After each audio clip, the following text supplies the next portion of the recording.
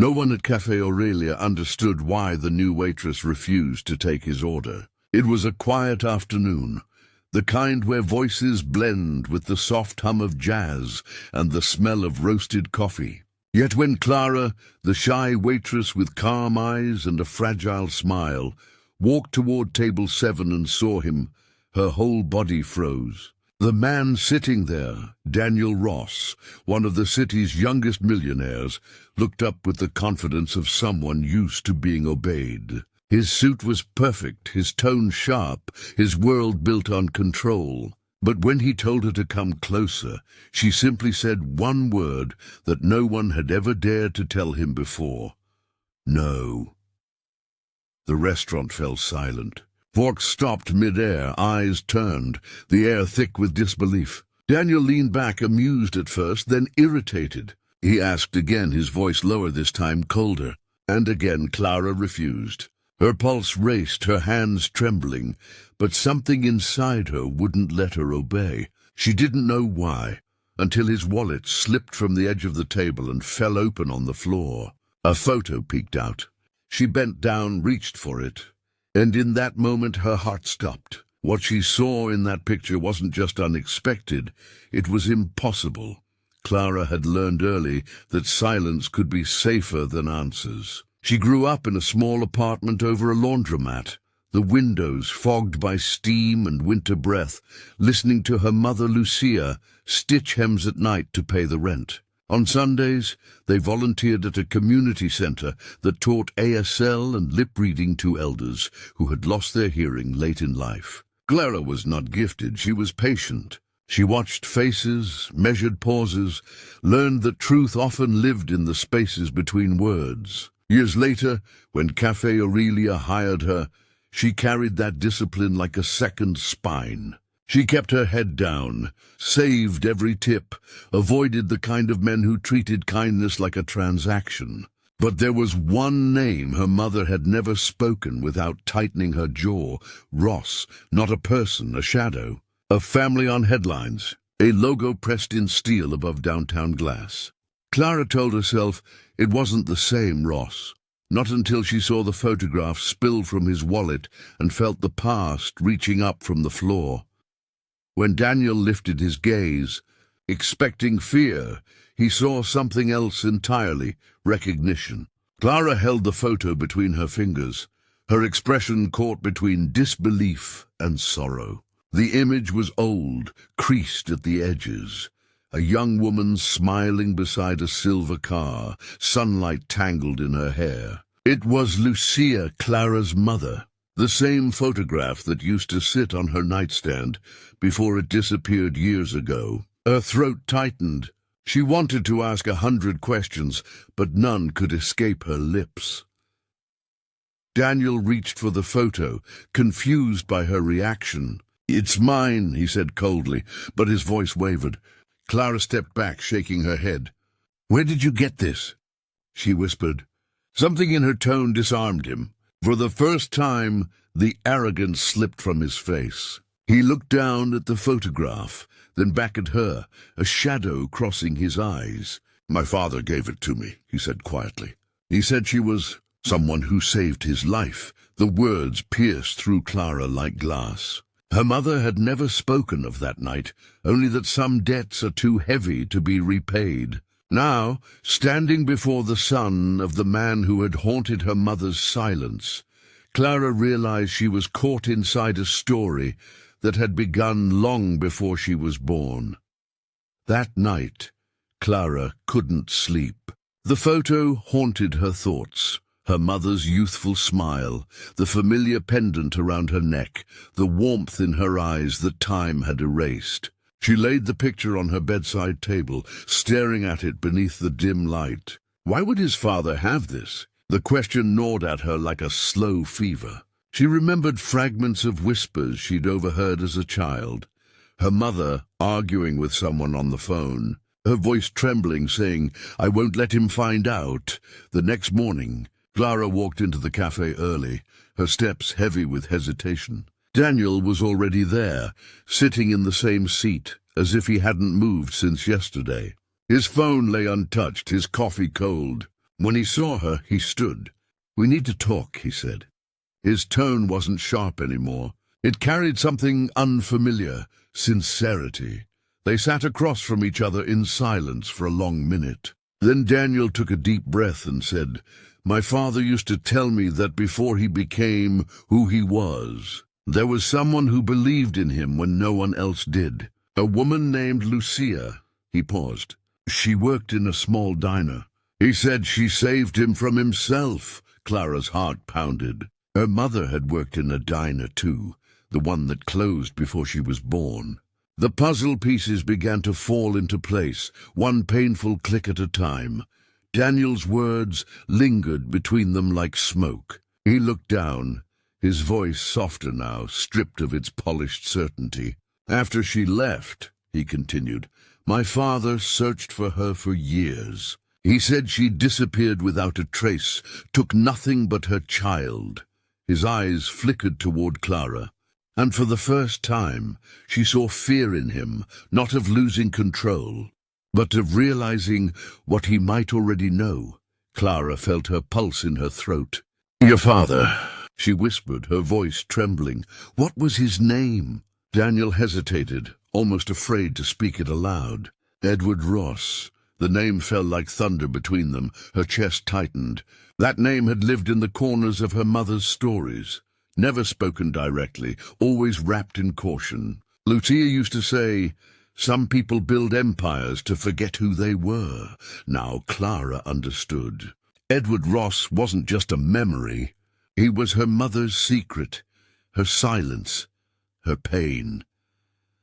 Daniel leaned forward, his voice barely above a breath. "You're her daughter, aren't you?"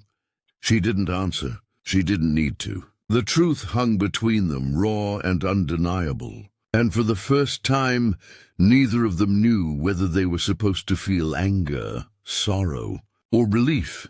The café felt smaller, as if the air itself were closing around them. Daniel rubbed his temples, trying to make sense of the revelation unraveling in front of him.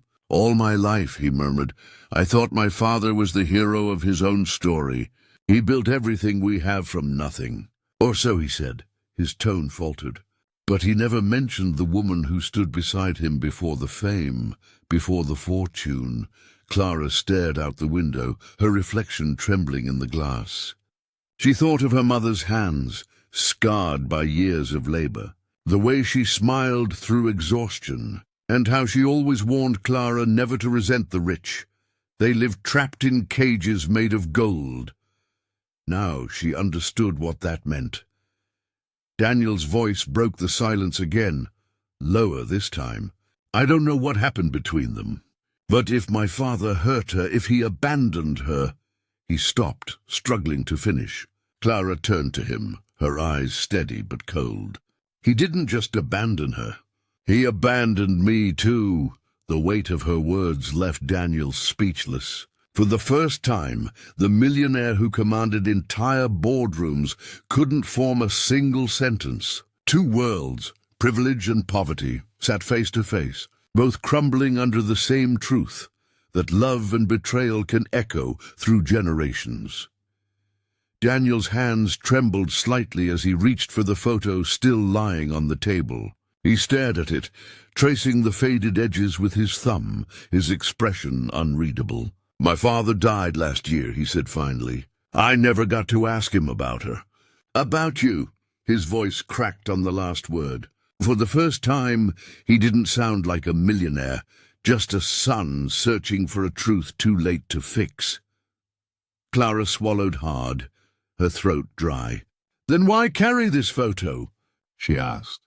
"If he wanted to forget, why keep it?" Daniel lifted his eyes to hers. "Because he didn't forget," he said. "He carried it until the day he died. It was the only picture in his wallet." The words pierced through her like light through glass. She imagined her mother years younger laughing in that photo, before heartbreak, before hiding. A single tear slid down her cheek and she didn't bother to wipe it away. Daniel hesitated, then whispered, "Maybe he was waiting for someone to find it. Maybe for you." Clara shook her head slowly. "No," she said, her voice trembling. "He wasn't waiting for me. He was waiting for forgiveness. The silence that followed wasn't cold. It was heavy, sacred, filled with the weight of things finally said. For days, Clara carried the photograph in her apron pocket, unable to let it go. Each time her fingers brushed the worn paper, she felt torn between anger and empathy, between the child who grew up without a father and the woman who now knew he hadn't forgotten. She wondered if forgiveness was an act of weakness or courage. Her mother used to say, "Forgiving isn't forgetting. It's freeing yourself from what hurts you." One evening, when the cafe was empty, Daniel returned. He looked different, less polished, more human. He placed a small box on the counter and said softly, "This was my father's. It's yours now." Inside was a silver pendant, the same one from the photograph. A delicate symbol of infinity, tarnished with time. Clara's breath caught. "He told me it belonged to a woman who once gave him hope," Daniel added, eyes low. Clara held the pendant in her palm, feeling its cold weight warm against her skin. She realized forgiveness wasn't a gift to the past, it was a choice for the present. She nodded slowly, her eyes glistening. "Tell him," she said quietly, "that she forgave him a long time ago." Daniel's voice faltered. "I think he already knew." After that night, Clara began to see the world differently. The cafe no longer felt like a cage of repetition. It became a place of reflection, a bridge between what had been lost and what still remained. Each morning, she polished the tables where stories unfolded, where people met and parted without realizing how fragile a single encounter could be. Sometimes, when the sunlight hit the counter just right, she would see her reflection overlapping her mother's photo framed on the wall behind it. Two lives separated by time, united by resilience. The pendant rested against her chest, not as a symbol of sorrow, but of survival. Daniel kept visiting, not as a customer, but as a friend. Their conversations were hesitant at first, then genuine, two souls rebuilding from fragments of the same story. He never asked for forgiveness again. He didn't need to. Instead, he listened, to the quiet, to the small moments, to the humanity that wealth had once made him forget. In silence, they both found something neither expected, peace. Months passed, and the city moved on as if nothing had changed. Yet inside Café Aurelia, something invisible lingered, a calmness that replaced the tension of that first meeting. Clara no longer hid behind her shyness. Her eyes met people's with quiet strength, and her smile carried the weight of someone who had finally faced her ghosts. Daniel, too, was changing. He began funding small scholarships under his father's name, not to erase the past, but to rewrite it. Every project, every gesture, was a silent apology turned into action. He often said to Clara, "Maybe we can't fix what they broke, but we can build something better on top of it." She would smile and answer, "That's what healing looks like." One afternoon, he brought a new photograph to the cafe. A picture of his father, Lucia, and a small child in her arms. Clara's breath caught. She had never seen that image before. It was hidden behind the frame of his old desk, Daniel explained. He kept it all these years. Tears filled her eyes, but they weren't of pain anymore. They were of release. She finally understood. Her mother's silence hadn't been shame. It had been protection. And now, that silence had turned into peace. The day was ending when the last rays of sunlight filtered through the cafe windows, painting everything in shades of gold. Clara sat alone at table 7, the same table where everything had begun. The photograph Daniel had brought rested before her, beside a half-empty cup of coffee. She traced the faces in the picture with her fingertips, feeling the pulse of time beneath the paper. For the first time, she didn't see tragedy. She saw connection. Every choice, every silence, every wound had led her here, to this quiet moment of understanding. She smiled faintly, realizing that life doesn't always give us the closure we expect, but it offers us something deeper, perspective.